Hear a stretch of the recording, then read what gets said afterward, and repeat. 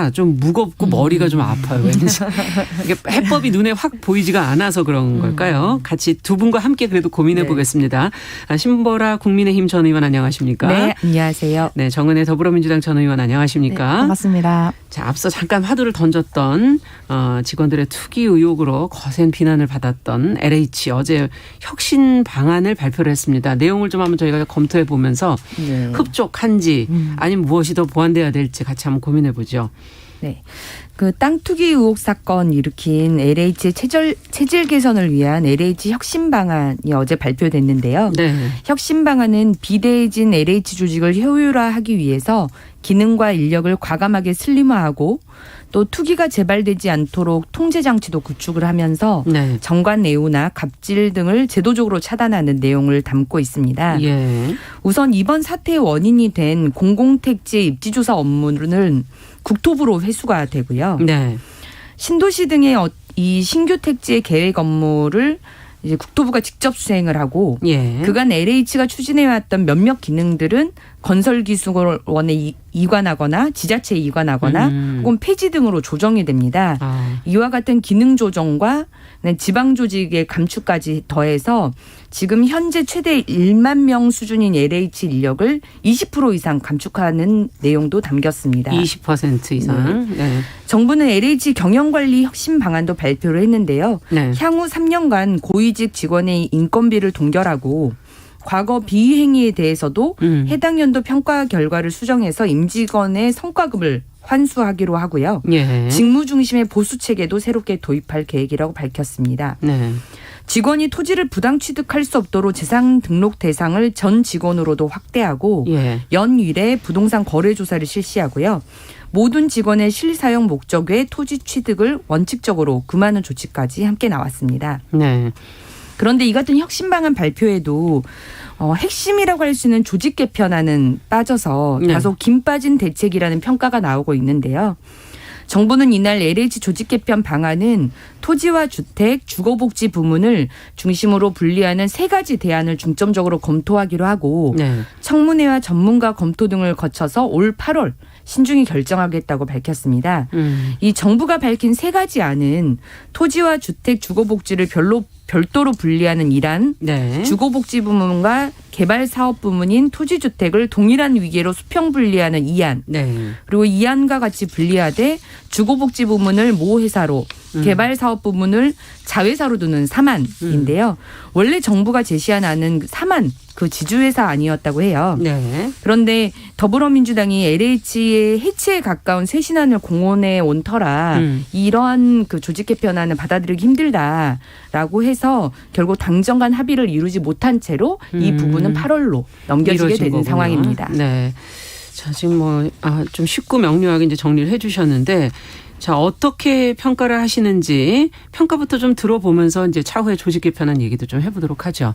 네, 일단은 LH 측에서도 이제 굉장히 디테일한 부분들에 대해서 좀 개선을 하겠다 이런 식으로 좀 얘기를 많이 했는데 사실 저는 예전에 정세균 총리님이 해체 수준으로 이렇게 좀 해결하겠다라고 하셨는데 그랬죠. 사실은 이게 재발 방지 중요하죠. 당연히 이런 일이 일어나면 안 되죠. 그래서 거기에 대한 대안들은 만들어야 하는 건 맞는데 실제로 이미 투기를 한 사람들은 어떻게 되느냐. 이미 그 LH 직원들이 이득을 본 사람들은 어떻게 되는 것이냐. 사실은 이게 이번 몇 년간에 이루어진 게 아니고 암묵적으로 지난 수십 년간 이루어진 일입니다. 그렇기 때문에 그 과거에 있었던 일까지 사실 1기 신도시는 포함을 할 것이냐, 2기 신도시는 포함을 할 것이냐, 3기 신도시에만 국한이 된 것이냐, 그리고 3기 신도시도 지금 그 LH 직원들이 그대로 다시 또 3기 신도시 개발에 또 투입이 되게 할 텐데 이 3기 신도시를 맞는 것이 옳으냐, 그리고 지금 LH를 근본적으로 돌아봐야 하는 것이 사실 LH의 구조 자체가 어떻게 보면 수익이 나야 하는 구조입니다. 사실은 그렇기 때문에 이게 주거복지에는 전 맞지 않다고 생각하거든요. 원래 취지 자체가 사실은 국민들에게 모두가 좀 주거를 이렇게 공급할 수 있는 그런 목적이 되어야 하는데 지금 수익을 발생하려다 하다 보면 이게 토지랑 건물이 또 이렇게 또 같이 이렇게 되어 있고 그러다 보면 땅값이 올라야 하고 사실 주택값이 올라야 하죠. 그래야 LH 입장에서는 이득이 되는 건데 그렇죠. 그런 이런 시스템이 옳은 것이냐에 대해서도 좀 한번 의문을 제기해봐야 할 것 같고요. 네. 저는 과거에 있었던 일들에 대해서 정말 일벌백계를 해야 된다고 생각을 합니다. 가장 중요한 것이 사실 공무원이라는 직업이 또 그리고 뭐 공기업에 있다는 것이 뭐 우리가 국민의 세금으로 뭐 월급을 받는다 그렇죠. 뭐 이런 개념을 떠나서 네. 사실은 사기업과 공기업은 굉장히 다른 것이, 그러니까 프라이빗 섹터, 사기업이라고 하면 정말 이윤 추구를 하면 되는 거죠, 사실은. 그렇죠. 근데 공기업이라고 한다면 공공의 그런 삶의 질이라든지 공공을 생각을 해야 하는데 LH가 공공의 기관이었냐. 정말 사기업보다도 더한 어떻게 보면 부동산 비리의 집합체라고 저는 좀 볼 수 있는데요. 이런 비리들을 어떻게 좀 해결을 하고 그리고 그걸로 인한 뭐 이득을 얻었다든지 뭐 개발 이익이라든지 이런 부분에 환수는 어떻게 해야 하는 건지 그리고 앞으로 직원들의 뭐 윤리의식이라든지 직업의식들이 어떻게 이렇게 좀 정비가 단순히 뭐 인원을 감축하고 뭐 지위를 바꾸고 뭐 보직을 해지하고 뭐 이런 개념이 아니고 근본적인. 이거는 근본적인 그런 것들이 있어야 하고 사실은 뭐 지금 뭐 조직 개편에 대한 결론도 내지 못하고 사실 이 정도면은 발표를 하는 게 옳았을까라는 생각도 저는 조금 듭니다. 그래서 조금 만족하지 못하시는군요. 네, 이런 반쪽짜리 발표가 반쪽도 아닌 것 같기도 하고요. 그래서 좀 걱정스럽기도 하고 그 조직이 사실은 예전에 이명박 정권 때 굉장히 좀 조직 비대해진 경향이 있습니다. 그래서 그런 측면에서도 거기에 권한과 정보가 너무나게 집중이 되어 있고 또 투명하게 조직이 운영되지 않고 있다면 그 부분에 대해서 사실은 먼저 짚고 넘어가야 사실은 앞으로 우리의 미래에 어떻게 재발 방지를 할 것인가 이 부분에 대해서도 우리가 좀 논의를 시작할 수 있지 않을까라고 생각해 봅니다. 사실 금융권이나 뭐 이런 투자 회사들은 민간이어도 자기네들 기업에서 투자하는 것에 개인이 투자할 수 없게끔 규칙이 정해져 있는데 공공인데도 불구하고 이것이 안 되어 있었다는 것 자체는 좀 약간 난센스다 이런 생각도 좀 들기도 하고요. 지금 어쨌든 더 근본적인 문제를 짚었어야 하는 거 아니냐라는 지적을 해 주셨고 어떻게 보세요? 심으로 네. 이번 혁신안은 LH 직원들이 느끼기에는 굉장히 뼈아픈 거지만 네. 국민들이 보기에는 해치 수준이라더니 그냥 형식적인 쇄신안이다. 이게 완전히 이렇게 양분되는 것 같습니다. 왜냐하면 LH 직원들 입장에서 갑자기 임금 체계도 바뀌게 되고요. 그다음에 인원도 감축되고 구조조정도 되고 성과급도 어떻게 보면 줄어들 수 있고 그냥 그런 거기 때문에 근데 실은 이제 직무중심 임금 체계라는 것도 실은 이 정부가 이미 추진하는 방향인데 그걸 천천히 추진하는 걸 급진적으로 도입하는 것일 뿐이고 정관예우 관행이나 이해충돌 기관에 취업 방지되는 금지 이런 것들은 실은 당연히 도입되었었어야 하는 것들이잖아요. 김영란법에 저촉될 수 그리고 있죠. 최근에 뭐 이해충돌 방지법도 또 통과되고 했기 때문에 그렇기 때문에 도입됐어야 될 것들을 당연히 발표한다 이런 느낌을 더 갖게 되는 것 같아요. 그리고 실은 지금 이제 이 LH 사태와 관련해서는 이런 쇄신안뿐만 아니라 투기와 관련해서 조사와 함께 처벌이 같이 함께 이루어져야 되는데 실은 3일날 중간 수사 결과를 발표를 했는데 그 부동산 투기 의혹 관련 대상자 2,800명이나 이 수사를 해놓고서 정작 구속된 건 34명이에요. 그리고 그 중에 LH 직원은 2명밖에 안 돼요. 그러니까 결과가 너무 미흡하다 이렇게 생각이 들 수밖에 없죠. 장장 80여일간의 수사기간을 거치고 수사 인력도 2,000명 정도가 됐었는데 그런 인력 투입에 비하면 굉장히 좀 초라한 결과다. 그래서 이게 정말 제대로 진상이 조사되고 또 일벌백계 되는 것이냐 의문이 나는 상황이고요.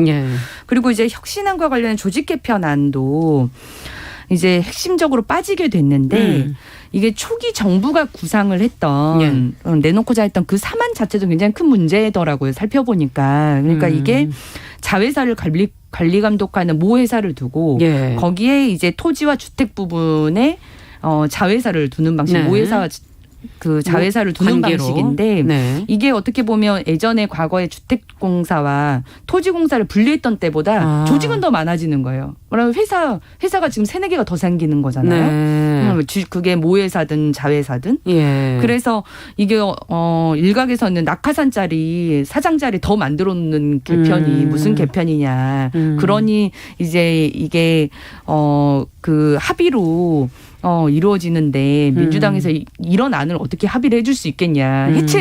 해체 수준의 개혁안을 내놓겠다고 했는데 네. 그러니 좀 이것도 지지부진하게 지금 가고 있는 것 아니냐라는 생각이 들고요. 예. 그다음에 이제 결과적으로 어쨌든 LH 사태는 부동산 민심을 그렇죠. 굉장히 악화시킨 이 사태인데 네. 그래서 실은 이제 권익위에서 민주당 의원들에 관한 이제 부동산 거래도 전수조사를 했지 않습니까? 그것도 어제 이제 그 결과 넘어갔죠. 발표가 났어요. 네. 그래서 12명의 그 민주당 소속 의원과 가족이 그 연루가 된 것으로 위법 의혹이 있는 것으로 나왔는데 해당 의원들의 실명 공개는 하지 않았거든요. 네. 그래서 이제 정부 여당이 어쨌든 LH 사태 해결이 정말 진심이라면 후속 조치에 빠른 입장을 내놔야 될 것 같아요. 며칠 전에 그 송영길 대표가 민심청취 그 보고에 결과를 발표하면서도 부동산 투기 연루자는 즉각 출당 조치하겠다. 이렇게 발표를 했기 때문에 그에 관한 즉각적인 후속 조치가 있어야만 그런 모든 사태 일련의 해결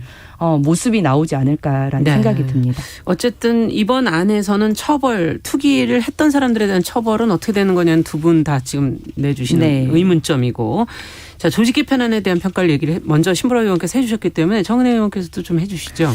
일단은 일안, 이안, 삼안 이런 식으로 있었는데 저 개인적인 입장으로는 사실 저는 1안을 조금 이제 좀 지지하는 입장이었는데 실제로 그 토지 부분이랑 아까 말씀드렸듯이 토지 부분이랑 주거복지 부분을 조금 분리를 해야지만이 이게 토지랑 주택이 같이 가게 되면 사실 아까 말씀드린 집값 상승이라든지 그 이익의 부분에 대해서 되게 충돌할 수밖에 없어요. 그리고 그 이익을 어떻게 보면 독점하는 개념으로 좀 보게 된다면 그 어떻게 보면 권한과 정보가 그렇게 집중되어 있는 그 기간에 사실은 어떻게 보면 투명성을 우리가 요구하는 것이 정말 그냥 고양이에게 정말 생선을 맡겨놓고 이거 먹으면 안 돼, 먹으면 안 돼 계속 얘기하는 그런 저는 기분으로 좀 들었습니다. 그런 느낌을 들었고 아까 그 더불어민주당 그 부동산 불법 거래 의혹과 관련해서도 말씀을 해주셨는데 우리 당에서 12명의 이제 의원이 이제 밝혀졌죠. 근데 이제 지금 보면은 우리 당에서 원래 우리 당도 조사를 하고 그리고 국민의힘 쪽에서도 좀 조사를 하길 바랬는데 실제로 국민의힘도 우리가 먼저 해라, 너희가 먼저 해라 이런 식의 요구가 있었는데 실제로 국민의힘에서는 이제는 또 권익위원장이 더불어민주당 소속의 그 전현희 의원이었기 때문에 공정성을 믿을 수가 없다 또 그런 또 발언을 하셨더라고요. 그래서 사실은 저는 그렇습니다. 이런 LH 조직 이런 것들도 중요하지만 국민이 보는 것은 사실 국회의원을 가장 먼저 보거든요. 그래서 국회의원이 어떻게 보면 국민에게 비난도 가장 많이 받지만 또 어떻게 보면 칭찬도 받을 수 있는 직업인데 그렇다면 국회가 먼저 솔선수범해야 하는 거 아닌가. 저는 300명 전수조사를 왜 아직까지 안 하고 있는지 그게 조금 궁금하긴 했습니다. 왜냐하면 국회에서 먼저 털고 그리고 국회가 먼저 모범을 보여야지만이 사실 국회의원도 공무원들에게도 떳떳하게 얘기를 할 수 있는 거죠. 우리는 이렇다. 그럼 당신들은 왜 이렇지 않았느냐 이렇게 얘기를 할 수 있는데 지금 더불어민주당이 사실 굉장히 아픈 어떻게 보면 이 조사를 하는 것도 사실 내부에 어떻게 보면 우리 당의 의원들이 서로를 좀 지금 누군지 또 밝혀지지 않았는데 저는 좀 밝혀야 한다고 생각을 합니다. 그래서 누가 누군지 모르고 괜히 의혹만 가지고 또 의심을 할 수도 있는 상황이고 지역 주민들에게도 조금 어떻게 보면 피해가 갈 수 있는 부분이라고 생각을 해요. 그렇기 때문에 이 부분은 조금 밝혀야 하고 그리고 동시에 사실은 지금 국민의힘과 또 다른 당에서도 좀 철저히 조사를 해야 하지 않느냐. 사실 이게 하루 이틀에 조사할 수 있는 부분은 아니거든요. 몇 달 정도 시간이 걸리는 부분이기 때문에 저는 올 여름이나 지금부터 시작을 해서 그 9월 국회가 열리기 전까지는 그 부분을 철저히 조사해서 사실은 어떻게 보면 우리의 스스로의 뼈를 깎는 그런 아픔과 노력이 있어야지만이 우리가 과거와 단절하고 다시 또 새로운 미래로 나아갈 수 있는 게 아닌가 생각해 봅니다. 네. 자, 부동산 민심을 잡는 방법까지도 끝으로 고민을 같이 해주셨어요. 자, 앞으로 어떻게 또 8월에 미뤄진 그 조직 개편도 어떻게 되는지 저희가 같이 좀 계속 추적해 보도록 하겠습니다. 자, 두 번째 뉴스로 가보죠. 두 번째 뉴스도 지금 상당히 무거운 내용인데요. 대법원이 일제 강제징용 피해자들의 배상 판결을 확정한 지가 지금 2년 8개월이 지났는데 2년 8개월 만에 이를 뒤집는 지금 1심 판결이 나와서 지금 보도가 되고 있고 논란이 되고 있습니다. 재판부의 판결 내용을 좀 저희가 살펴보면서 지금 피해자 시민단체 또 외교부에서는 어떤 반응들이 지금 나오고 있는지도 저희가 검토해 봐야 될 것 같습니다. 정은혜 전 의원께서 좀 정리해 주시죠. 네, 서울중앙지법 민사합의 34부 김양호 부장판사는 어제 그 일제강제동원 피해자의 유족 85명이 일본 제철, 닛산화학, 미쯔비시공업 등 일본 기업 16곳을 상대로 낸 손해배상 소송에서 소송 요건이 안 된다며 각하했습니다. 네. 재판부는 대한민국 국민이 일본이나 일본 국민에 대해 보유한 개인 청구권은 한일 청구권 협정에 의해 소멸하거나 포기됐다고 할 수는 없지만 소송으로 이를 행사하는 것은 제한된다고 판결 이유를 설명했는데요. 한일 청구권 협정이 한일 국민의 상대방 국가와 그 국민에 대한 청구권에까지 적용되기 때문에 한국 국민이 소송을 내서 권리를 행사하는 것은 제한된다는 것이 재판부의 판단입니다. 네. 또한 재판부는 이어서 원고들의 청구를 인용하는 본안 판결이 확정되고 강제 집행까지 이루어지면 국가안전보장과 질서유지라는 헌법상 대원칙을 침해하는 것으로 권리남용에 해당해 허용하지 않는다고 덧붙였는데요. 재판부는 애초 오늘 10일 선고 예정했다가 갑자기 어제 오전에 선고 일정을 앞당기겠다고 그러네요. 원고와 피고 측에 통보를 하기도 했습니다. 네. 강제징용 피해자들의 소송을 낼 권리가 없다는 취지의 판결이 나오자 격양된 반응을 보이며 즉각 항소하겠다는 뜻을 밝혔는데요. 일제강점기 당시 아버지가 징용으로 끌려갔던 임철호 은 판결 직후 뭐라고 할 말을 할 수 없다. 나라가 있고 민족이 있으면 이런 수치를 당하지 않아야 한다고 밝히기도 했습니다. 네. 피해자들의 소송을 대리한 강기일 변호사는 오늘 판결은 기존 대법원 판례에 정반대로 배치되며 매우 부당하다고 목소리를 높였는데요. 실제로 그 판결은 2018년에 이루어진 판결이 있었습니다. 네. 그 장덕환 대일민간 청구권 소송단 대표는 즉각 항소할 것이라고 또 강력하게 말하기도 했습니다. 네. 자, 과연 이건 대법원에서 나왔던 판결을 좀 1심 판결이 뒤집은 것이라 할 수 있는데 좀 드문 일이 아닌가 하는 생각이 들고 이렇게 엇갈린 판결이 나오게 되면 피해자들이 더 좀 힘들어지지 않을까 하는 생각도 들고요. 우리 정부 입장은 또 어떻게 되는 건가? 외교적으로는 또 어떻게 이걸 풀어야 되는가? 여러 가지 걱정이 됩니다. 두 분은 어떻게 생각하시는지요? 신보라 의원께서 먼저 좀. 네, 저도 주시죠. 어제 국민의 한 사람으로서 이번 상황을 좀 지켜보고 있는 것이 굉장히 좀 안타깝고요. 예. 왜냐하면 이제 피해자분들도 법리의 잣대가 이렇게 저렇게 뒤집히는 상황이 굉장히 괴로우실 것 같아요. 그리고 그렇죠. 어쨌든 아픈 역사에 의한 맞아요. 피해자분들이시기 때문에 저는 한일 관계와 그 피해자의 어떤 권리 구제 이게 좀 현명하게 매듭지어지는 방향으로 가기를 좀 진심으로 좀 소망하고요. 네. 저는 이제 이런 부분에 대해서 많은 전문가분들이 외교적 해법을 많이 주문을 하시던데 그 부분에 대해서 좀 관심이 가게 되더라고요. 네. 그러니까 과거사 문제가 피해자라는 그런 인권 회복의 토대 위에서 네. 서로 이제 양보와 대화 타협을 추구하고 하는 게 중요하지 법적 다툼만 너무 추구를 하다 보면 네. 양국 관계 악화뿐만이 아니라 그게 피해자분들의 더 큰 피해까지 가게 되는 상황이다. 그렇기 때문에 외교적 해법이 중요하다. 근데 실은 이제 2018년 이때쯤에는 굉장히 이 한일 관계 상황이 굉장히 악화됐었잖아요. 그렇죠. 네. 그래서 그때 이제 한일 위안부 합의가 사실상 파기되고 대법원 배상 책임이 또 인정되고 일본 수출 규제로 응대를 하고 우리나라는 군사보호 협정 종료를 선언 그렇죠. 그런 식으로 이제 카드로 그렇게 맞서다 보니까 굉장히 이제 외교적 노력이 사실상 중단된 상황인데 이제 다행히 지금 올해 초에 이제 문재인 대통령의 그 신년 기자회견 3.1절 기념사에서 네. 조금 그 어떤 외교적 노력의 필요성에 대해서 조금씩 그 어조가 좀 바뀐 부분들이 눈에 띄더라고요. 네. 그래서 한일 위안부 합의가 공식 합의다라고 하는 걸 이제 새롭게 좀 강조를 하고 그 토대 위에서 피해자 할머니들도 동의할 해법을 찾아나갈 수 있도록 하자. 네. 강제 집행 방식도 현금화된다거나 판결이 실행되는 방식은 한일 관계에서는 바람직하지 않다고 생각한다. 그렇기 때문에 외교적 해법이 필요하다. 그게 문재인 대통령의 발언이었거든요. 그렇군요. 그런 측면에서 봤을 때 정부도 외교적 노력의 필요성은 인정한다. 근데 사실 그 지난 5월에 정의용 그 외교장관과 모태기 네. 일본 외무상이 1년 한 3개월 만인가 만났죠. 네, 만났잖아요. 네. 근데 그때도 실은 이제 일본 정부는 위안부 배상 판결, 일본 기원 자산 압류 부당하다. 네. 우리나라는 올바른 역사 인식 없이는 과거사 문제 해결은 불가능하다. 실은 원칙적인 입장만 이제 계속 그렇죠. 확인하는 그런 방향이기 때문에 이제는 좀 전향적으로 과거에 발목 잡혀 있을 수 없다라는 그 대통령 발언을 좀 실천에 옮길 때가 왔다. 그리고 문재인 정부의 임기도 이제 얼마 남지 않은 상황이잖아요.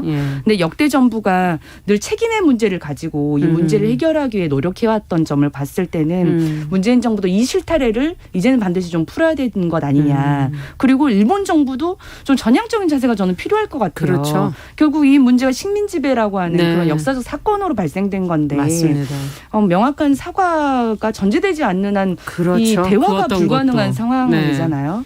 그런 부분에 대한 전향적인 자세를 촉구한다. 이런 말씀까지 함께 드리고 싶습니다. 네, 신문학께서는 법적인 다툼보다는 이제는 외교적 해법에 조금 더 방점을 찍을 때가 아닌가 그런 얘기를 해주셨고요. 어떻게 보십니까, 정은 의원께서? 네, 우리가 뭐 갑자기 사람들이랑 좀 갈등이 생길 때 그런 말 많이 해요. 법대로 해. 법대로 하라고 이렇게 말을 많이 하죠. 사실은 그 말은 뭐냐면 우리가 법에 나와 있는 그 법적인 논거와 법적인 해석 그리고 법적인 판단을 근거로 사실은 우리의 잘잘못을 한번 가려보자 이런 얘기입니다. 그렇죠. 사실은 한일 관계든 어쨌든 지금 우리 국내에서 지금 국내에서 이제 또 이렇게 소송을 걸고 이런 상황인데 사실은 법대로 해결을 해야 하는데 지금 보면은 어제 결과는 좀 외교적인 근거를 이유로 한다는 것이 저는 조금 이해가 되지 않았고 사실은 저는 판결문을 굉장히 여러 번 읽었어요. 왜냐하면 이게 대한민국에서 쓴 판결문이 맞는가 이게 우리나라에서 나올 수 있는 판결문이 맞는가 이런 굉장히 좀 의문이 들면서 그리고 법원에서 내린 판결문이 맞는가 이런 생각을 좀 많이 해봤습니다. 그리고 특히 뭐 여기서도 근거를 드는 게 뭐 비엔나 협약 27조 뭐 이런 식으로 이 내용이 국내법을 이용해서 국제법을 깨면 안 된다는 그 논리를 했는데요. 실제로 피해자들의 손을 들어줄 경우 그 판결이 유엔 국제사법재판소에 갔다가 패소하면 우리나라가 이제 막 세계 뭐 10강 안에 들었는데 대한민국의 위신이 뭐 바닥으로 추락할 것이다. 뭐 이런 얘기를 해요. 근데 실제로 뭐 모두가 아시겠지만 일본이 정말 로비를 엄청나게 하고 있습니다. 전 세계에서도 뭐 유엔도 그렇고요. 뭐 이런 사법재판소나 이런 곳에서도 모두가 로비를 엄청나게 하고 있고 그러다 보니 사실은 어떻게 보면 국제사회 자체가 약간 일본 편으로 조금 들어서는 경우도 있는데 그렇다고 해서 우리가 물론 국제사법재판소에 들어가서 패소를 하면 우리가 이미지가 안 좋아질 수 있다. 뭐 이런 식의 개념으로 접근하는 건 좀 옳지 않을 것 같고요. 그리고 지금 보면은 또 거기 판결문에 보면 대한민국이 한일협정으로 얻은 외환은 이른바 한강의 기적이라고 평가되는 세계 경제에 기록되는 눈부신 경제 성장에 큰 기여를 했다. 뭐 이런 표현도 있어요. 사실은 우리가 어떤 피해를 받고 이건 정말 뭐 피해 정도가 아닌 거죠. 정말 한 사람의 뭐 정말 인생의 삶이 다 망가졌는데 그런 상황에서 피해금을 얼마를 주면 내가 그냥 이걸로 다시 성공했다 다시 사업했다 뭐 이렇게 말을 할 수 있는 건지 사실 조금 그런 부분에 있어서도 좀 앞뒤가 맞지 않는다는 생각이 들고 실제로 2018년에도 대법관의 13명 중에 11명이 일본 기업이 배상해야 한다고 결론을 내렸습니다. 그래서 근데 그 2명의 그 소수의 의견을 좀 지금 얘기를 한 것 같고요. 이렇게 되면 사실은 일본에게는 우리가 어떻게 보면 논리를 제공해 준 거죠. 그래서 일본 측면에서는 거 봐라. 너희 정부도 이렇게 얘기하지 않았느냐. 그 우리의 식민지는 나중에는 이제 뭐 정당했다고까지 나올 수 있는 건지 그렇게 생각을 해보면 정말 우리의 과거의 아픔 사실 역사 같은 게 굉장히 중요한데 제가 얼마 전에 그 만화를 하나 보다가 재밌는 만화를 봤어요. 어떤 분이 야 너 정말 뭐 많이 힘들어? 그래서 했더니 야 진짜 네가 나라를 잃은 것처럼 마음이 아픈가 보구나 이랬더니 나라를 잃어? 그게 뭐야? 이렇게 얘기를 한 거예요. 알고 봤더니 그 친구는 이제 뭐 영국 친구였던 것이고 영국에서는 자기가 이제 나라를 잃어본 경험이 없기 때문에 우리 과거의 그 조상들의 그 경험이 없는 거죠. 그렇죠. 근데 사실은 우리가 지금 당장 제가 뭐 일본의 식민지를 뭐 당하고 뭐 강제징용을 당하지 않았더라도 우리 조상들이 느꼈던 그 아픔, 그 경험을 사실 우리 다 모두가 공유하고 있습니다. 그런 측면에서 이거는 정말 좀 철저하게 다시 좀 이거는 좀 판결을 좀 내려봐야 할 것 같은데 실제로 판결이 내려지더라도 기간이 좀 걸릴 것 같아요. 2심, 3심까지 대법원까지 가려면 막 몇 달, 몇 년의 시간이 더 걸릴 텐데 그 사이에 이분들의 그런 아픔이 어떻게 또 치유가 될지 저 좀 많이 걱정스러운 부분이 있습니다. 네.